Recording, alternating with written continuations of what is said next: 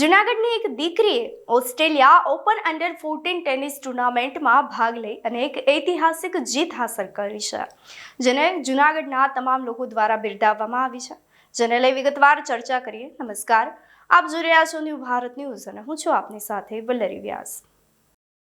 જૂનાગઢની એક દીકરી કે જે ઓસ્ટ્રેલિયા ઓપન અંડર 14 ટેનિસ ટુર્નામેન્ટમાં એક ઐતિહાસિક જીત હાંસલ કરી આપી છે. વતન પરત ફરેલી આ દીકરી જેન્સી કાનાબારનું જૂનાગઢમાં અદ્ભુત રીતે સ્વાગત કરવામાં આવ્યું હતું. જેન્સીએ ઐતિહાસિક પેરિસિફ કેટેગરીની ગર્લ્સ સિંગલ્સમાં ચેમ્પિયન બની અને આ ખિતાબ જીતનાર પ્રથમ ભારતીય બની ગઈ છે, જેનાથી તેણે સમગ્ર દેશની સાથે સાથે ગુજરાતનું નામ પણ વૈશ્વિક સ્તરે રોશન કર્યું છે. જેન્સીના આગમન સમયે જૂનાગઢના મેયર સાથે સ્થાનિક ધારાસભ્ય, મનપાના હોદ્દેદારો અને મોટી સંખ્યામાં નાગરિકો ઉમટી પડ્યા હતા.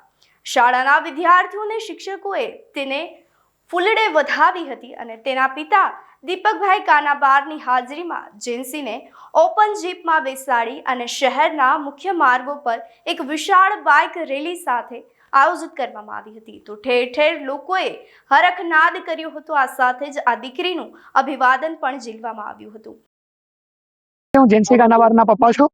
જેન્સી 3.5 વર્ષની હતી ત્યારની રાબેતા મુજબ રેગ્યુલર ટેનિસની પ્રેક્ટિસ જુનાગઢ ખાતે કરી છે. જેન્સી છે એ હાલમાં Australian open Asia Pacific elite ટ્રોફીની અંદર ચેમ્પિયન થઈ છે જેન્સી, અને અહીંયા જે જેન્સીનું સ્વાગત થયું છે તે અમારા માટે અકલ્પનીય હતું. આ માટે હું જુનાગઢ જિલ્લા પ્રશાસન, વહીવટી તંત્ર, અધિકારીઓ, પદાધિકારીઓ તમામનો હૃદયપૂર્વક આભાર માની સાથે સાથે અમારું શિક્ષક સંઘ છે, પ્રાથમિક શિક્ષક સંઘ, એનો પણ હું આભાર માનીશ, કારણ કે આયોજનમાં એ લોકોનો પણ ઘણો બધો મોટો સિંહ ફાળો રહ્યો છે. અને અમારી પૂરી ટીમ અહીંયા જેન્સીના આવકારવા માટે રેડી હતી અને જેન્સીનું આવું ભવ્ય રીતે સ્વાગત થશે એવું અમે લોકોએ કલ્પના પણ નથી કરી.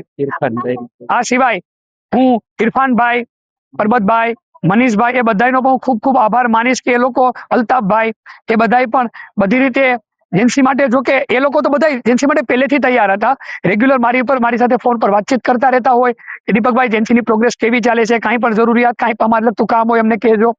હું આ તબક્કે ખાસ અમારું ડિપાર્ટમેન્ટ જે કહેવાય, અમારા ડીડીઓ સાહેબ, ડીઓ સાહેબ, ડીપીઓ સાહેબ, ટીપીઓ સાહેબ, એ બધાનો પણ, અને અમારા આચાર્યબેનનો પણ, એ બધાનો પણ ખૂબ આભાર માનીશ કે એ લોકો સતત મને જ્યારે પણ ટુર્નામેન્ટમાં બહાર હોય ત્યારે ફોન કરીને પહેલા એમ ન કે મારી સમસ્યા વિશે ને એમ કે બેટા દીપકભાઈ જેન્સીનું બધું બરાબર ચાલે છે ને, આ રીતની અમારી સાથે વાત કરતા હોય અને પેલો પ્રોગ્રેસ જેન્સીનો જોતા હોય, તો હું આ બધાનો પણ હૃદયપૂર્વક ખૂબ ખૂબ આભાર માનીશ.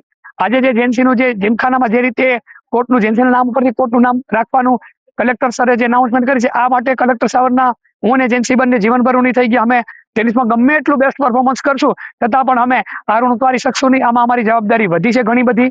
આવનારા સમયમાં જેન્સી જુનિયર લેવલે, ત્યારબાદ વુમન્સ લેવલે ગ્રાન્ડ સ્લેમ જીતે અને ઓલિમ્પિક જીતાડે દેશને, ઓલિમ્પિકની અંદર જે દેશને ગોલ્ડ મેડલ અપાવે એ માટે અમે મહેનત કરવા માટે પ્રતિબદ્ધ છીએ. અને આ બધા અમારા મિત્રો અમને જે સપોર્ટ આપે છે, જેન્સીને જે આશીર્વાદ આપે, એ માટે હું આ તમામનો હૃદયપૂર્વક આભાર માનીશ.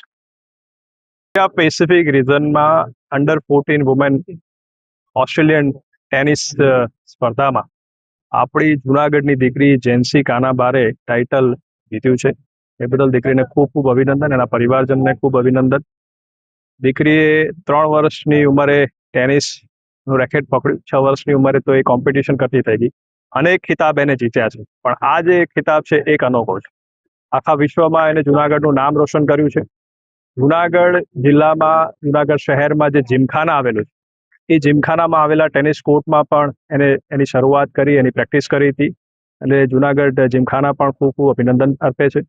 સાથે સાથે આજે અમે નક્કી કર્યું છે કે જુનાગઢ જીમખાનામાં જે ટેનિસ કોર્ટ છે એનું નામકરણ અમે અમારી જેન્સી કાનાબાર નામકરણ એનું આજથી અમે પરમનન્ટ એક રાખવાનું નક્કી કર્યું છે. અને સાથે સાથે જીમખાનામાં એમને ઓનરરી મેમ્બરશિપ પણ આપવાનું નક્કી કર્યું છે. આમ જોવા જઈએ તો જુનાગઢ જિલ્લામાં સ્પોર્ટ્સનું કલ્ચર સારું એવું અત્યારે આપણા ત્યાં વિકસી રહ્યું છે.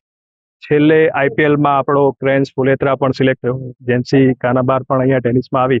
એટલે ભવિષ્યમાં વધુમાં વધુ સારું સ્પોર્ટ્સનું આપણે કલ્ચર બનાવીએ. આપણે જે જગ્યાએ ઊભા છીએ એ જગ્યાના સ્પોર્ટ્સ કોમ્પ્લેક્સના ડેવલપમેન્ટ માટે પણ રાજ્ય સરકારશ્રીએ હમણાં જ લગભગ 13 કરોડથી વધારે કિંમતનો એક વર્ક ઓર્ડર આપ્યો છે અને અદ્યતન સુવિધાઓ અહીંયા ઊભી થવાની છે. એટલે જે શહેર અને જિલ્લાના જે પણ ખેલાડીઓ છે એમના માટે ખૂબ અદ્યતન સુવિધાઓ ઊભી થશે અને એમના થકી એ લોકો રાજ્યમાં અને દેશમાં અને આંતરરાષ્ટ્રીય સ્તરે આપણા દેશનું નામ રોશન કરે એવો અમારો સહિયારો પ્રયાસ છે અને પૂરેપૂરો સપોર્ટ રહેશે. આ વિજય આગામી સમયમાં રમતગમત ક્ષેત્રે ઉભરતા ખેલાડીઓ માટે પ્રેરણારૂપ સાબિત થઈ રહ્યો છે. આપનું શું માનવું છે અમને કમેન્ટમાં ચોક્કસથી જણાવશો. તેની સાથે જ અમારી ચેનલ ન્યૂ ભારત ન્યૂઝને લાઇક, શેર અને સબસ્ક્રાઇબ કરવાનું ભૂલશો નહીં. નમસ્કાર.